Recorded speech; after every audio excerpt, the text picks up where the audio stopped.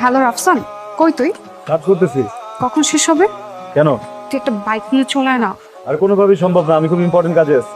Please please please please, খুব দরকার। আচ্ছা দেখতেছি, রাখ। ওকে, থ্যাংক ইউ। সরি দোস্ত, সরি সরি সরি সরি। কটা আসতে বলছিলি? কটা বাজে? নিজে আসতে বলে যদি নিজে লেট করো তাহলে তো আসলে সরি বলে লাভ নেই, তাই না? আসলে অপু ভাই শোটা না শেষ করে আসতে দিচ্ছিল না, তাই একটু লেট হয়ে গেল। আচ্ছা চল কোথায়? একটা পার্টিতে। কিসের পার্টি? আনিকার বয়ফ্রেন্ড ফাহিম ওদের 1 মান্থ অ্যানিভার্সারি হিসেবে একটা পার্টি থ্রো করেছে। আর আমি না গেলে তো আনিকা খুব রাগ করবে। আমি তো কখনো পার্টিতে একা যাইনি, তাই তোকে নিয়ে যাচ্ছি। Good idea. আমি কাকে? আমার একটা বান্ধবী। তো আমাকে দাওয়াত দেয়নি তোর বান্ধবী, আমি কেন যাবো? তো কি হয়েছে, তুই আমার ফ্রেন্ড না? ফ্রেন্ড হিসেবে নিয়ে যাচ্ছিস? বডিগার্ড হিসেবে নিয়ে যাচ্ছিস আমাকে? ওয়াও, তুমি, আমি তো ভেবেছিলাম তুমি আসবে না। Thank you so much for coming. Welcome. আমার বন্ধু Rafsan. Hi. Hello. Hi Samia. এই bro, hello. Fahim. Rafsan. Baby, চলো সবার সাথে পরিচয় করিয়ে দিই। ইয়া।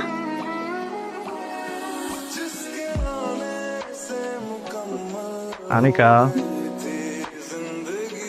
ও মাই গড, এটা কি দরকার ছিল? Happy birthday. Thank you, this is so beautiful.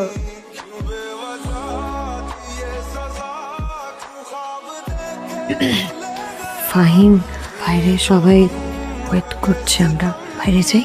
বাইরে ওয়েট করছে তো প্রবলেম কোথায়? This is my house and this is full of privacy. Even the gate is lock. আমার অনেক ভয় লাগছে। কাম অন, ভয় কেন পাচ্ছ?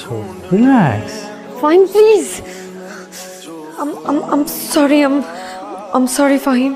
Relax, relax. Please just give me 2 minutes, please. Please. Sure. Thank you.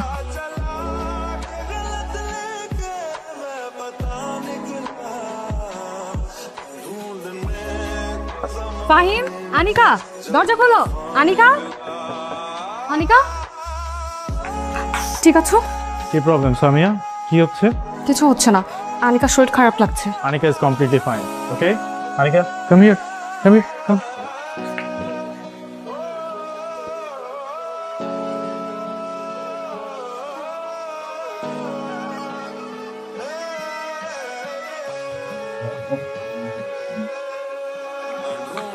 চলো তো।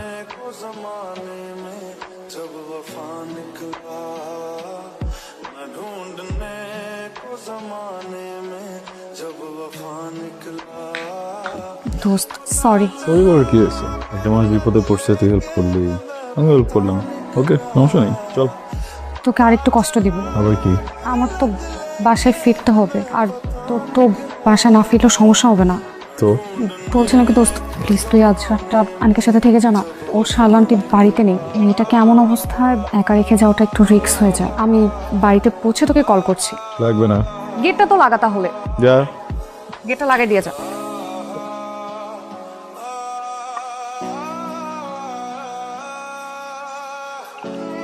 Good morning. শরীর কেমন এখন? ভালো, তুমি যাওনি? আসলে তোমার বান্ধবীর বাইরে থাকা নিষেধ রাতে, so she had to leave. আমার উপর দায়িত্ব দিয়ে গেল, আমি কি করবো? I had to stay. Please.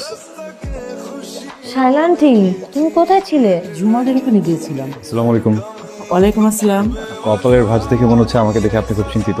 চিন্তা করার কিছু নেই, আমার নাম রাফসান, আমি একজন জার্নালিস্ট।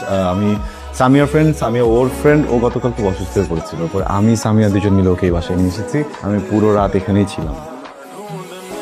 আবার কপালে ভাঁজ হয়ে গেছে। টেনশনের কিছু নেই, মানে আমি ড্রয়িং রুমে ছিলাম, উপরে যাইনি। বাসা ও দুজনই সেফ আছে একদম। তুমি অসুস্থ হয়েছিল, আমাকে ফোন করলেই পারতে। আরে আমি ঠিক আছি, তুমি যাও, ফ্রেশ হয়ে নাও।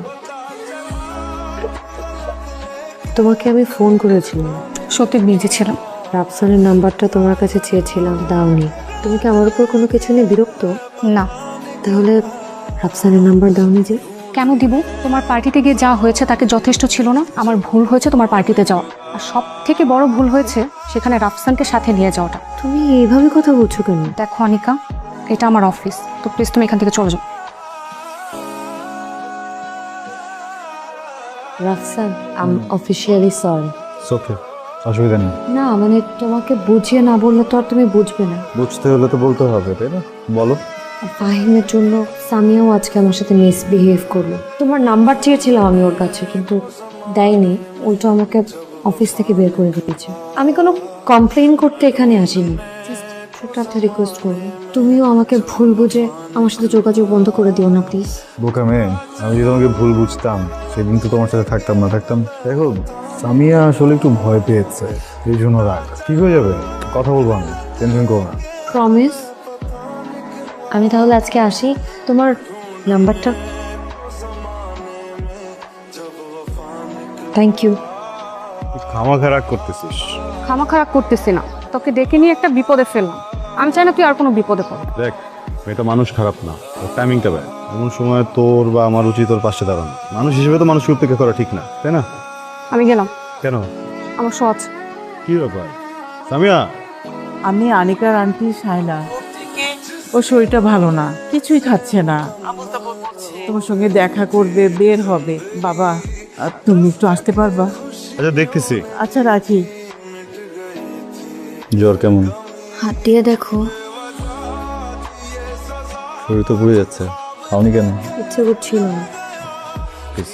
তারপর বাইরে যাবে, চা খাবো তোমার সাথে। আজকে না, সুস্থ হও তারপর। তাহলে ছাদে গিয়ে কফি খাবো।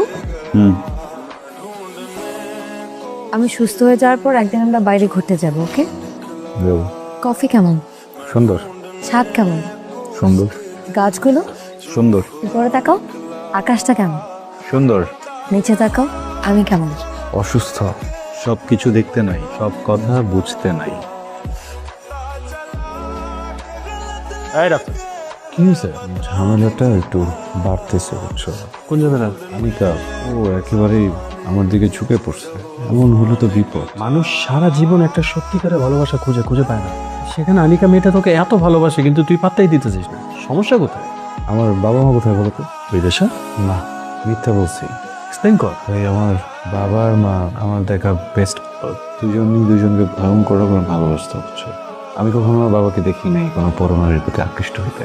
সবসময় আমার মাকে নিয়ে ভাবতো। আমার আম্মাও আমার আব্বারে অনেক বেশি ভালোবাসে। সে তো মনে করো সিনেমাও দেখতো না, সারাক্ষণ আব্বার দিকে তাকায় থাকতো যতক্ষণ আব্বা বাসায় থাকতো। কিন্তু এই অধিক ভালোবাসা, বুঝছো, একটা সময় আমার বাবার ফ্রিডম কেড়ে নিতে থাকলো। আব্বা স্পেস পাইতো না, ফ্রেন্ডের সাথে বা অফিসে কোথাও গিয়ে নিজের মতো করে থাকতে পারতো না।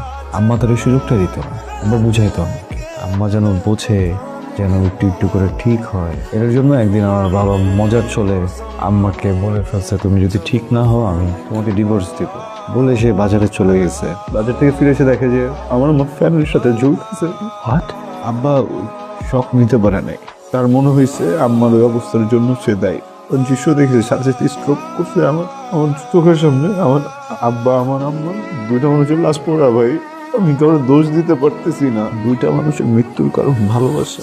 আমি ওই দিনের পর থেকে একটা জিনিস বুঝছি, ভাই, পরিমাণের ঊর্ধ্বে আসলে ভালোবাসাটাও ভালো। আমরা সবাই কিন্তু জানি আমরা একদিন না একদিন মারা যাবো, কিন্তু তাই করে কি আমরা জীবন যাপন করা বন্ধ করে দিই? তাই না। আর জীবনে বাঁচতে হলে ভালোবাসার অনেক প্রয়োজন। মনটাকে চেঞ্জ কর। সবার জীবনের পরিণতি যে তোর বাবা মার মতো হবে তা না। পৃথিবীটা অনেক সুন্দর। এই পৃথিবীটা এত সুন্দর কারণে পৃথিবীতে এখনো ভালোবাসা আছে। Be positive. চল কমতে যাক। হ্যালো, আমি তোমাকে কল করেছি কিন্তু তুমি রেসপন্স করোনি। অ্যাসাইনমেন্ট বুঝে দিচ্ছিলাম তো, অ্যাসাইনমেন্ট বুঝানোর সময় তো কোনটা সাইলেন্ট করে রাখতে হয়, তো খেয়াল করে কি বলো না, কি বলবো? আমি আজকে অনেক সুন্দর করে শাড়ি পরে এসেছি তোমার সাথে ঘুরবো, ওই জন্য। তোমার কি একটু টাইম হবে? কবে? Thank you.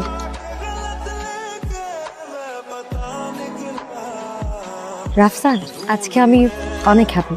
জিজ্ঞেস করবে না কেন? কেন? আজকে আমি ফাহিমকে অনেক ধোলাই দিয়েছি। হাত দিয়ে? না, ফোন করে এত বকাবকি করেছি, ওরা ভয়ে ফোন কেটে দিয়েছে। কল রেকর্ডিং আছে? কথা বলেছো, বকা দিয়েছো, রেকর্ড করোনি? আগেই তো এটা নিউজ করে দিত। একটা কথা জিজ্ঞেস করবো? করো। আমাকে তোমার কেমন লাগে? ভীষণ। রিকোয়েস্ট করি, তুমি আমার প্রেমে পড়ো না প্লিজ। কেন? ভীষণ ভালো লাগার প্রেমে পড়লে একটা সময় সেটা ক্ষয় হতে থাকে। ভীষণ ভালো লাগাটা আর থাকে না। আমি যে জিনিসটার ভয় পেয়েছিলাম সেটাই হলো। আমি কি ভুল কিছু করেছি? রাফসান তো ভালো লাগার মতোই একজন মানুষ। ফাহিমের সাথে প্রেম করে আমার জীবনের সবচেয়ে বড় শিক্ষা হয়েছে, কিন্তু রাফসান আমাকে আনিকা হতে শিখিয়েছে। আমি এখন বুঝি প্রেম আর ভালোবাসার মধ্যে পার্থক্যটা কি। আমি গত দুদিন থেকে রাফসানকে খুঁজছি। অফিসে নেই, বাসার অ্যাড্রেসটাও আমার কাছে নেই। আমি তোমার কোনো সাহায্য করতে পারছি না নিকা। রাফসান অন্যরকম। আমি তোমার কাছে কোনো সাহায্য চাইতে আসিনি, তুমি শুধু আমাকে দূরে ঠেলে দিও না। আনিকার চুপ চুপ উইকেটকে বোঝান পাশে নেই কি বলতেছে আনিকার ক্লাস আমি মাসে নাই কথা বুঝতে পারছি, কিন্তু সব পরে বলবো প্লিজ। আসসালামু আলাইকুম। আমি আনিকা। রাফসান আছে? রাফসান তো বাসায় নেই। রাফসান, আমি জানি তুমি ভেতরে আছো, প্লিজ দরজাটা একটু খোলো। আনিকা তুমি চলে যাও প্লিজ। প্রেম আর ভালোবাসা এক না, এটা আমি জানি। হয়তো তোমার সাথে আমার প্রেম হয়নি, কিন্তু ভালোবাসা হয়েছে। প্লিজ তুমি দরজাটা একটু খোলো, আমাকে ভেতরে আসতে দাও। Anika please leave. রাফসান, আমি জানি আমাকে আমি আর সব বলেছে, তুমি কেন এত ভয় পাচ্ছ? সবার জীবনের কাহিনী একরকম হয় না রাফসান, আমাদের কাহিনী হবে ভিন্ন, যেটা শুধু তুমি আর আমি মিলে লিখবো, যেখানে তোমাকে কোনো কষ্ট পেতে হবে না। প্লিজ আমার দরজাটা একটু খোলো। আনিকা তুমি লিমিট ক্রস করে ফেলতেছো, আমি প্লিজ যাও না এখান থেকে। দেখো তুমি চাইলে দরজা ভেঙে ফেলতে পারবা, আমি নিজে থেকে কোনোদিনই দরজা খুলবো না আনিকা, এই দরজা কোনোদিন খুলবে না। আমি দরজা ভাঙতে আসেনি রাফসান, তোমার আর আমার মধ্যে যে দেয়ালটা আছে সেই দেয়ালটা ভাঙতে এসছি, তোমার ভয় ভাঙতে এসছি। আমি তো জানি ভালোবাসার মানুষের জন্য অপেক্ষা করা কতটা কষ্টের। আমি চাই না এই কষ্টটা তুমি পাও। তোমার যদি কখনো মনে হয় যে তুমি আমার কাছে আসতে চাও, যাতে দরজা খুলেই তুমি আমাকে পাও,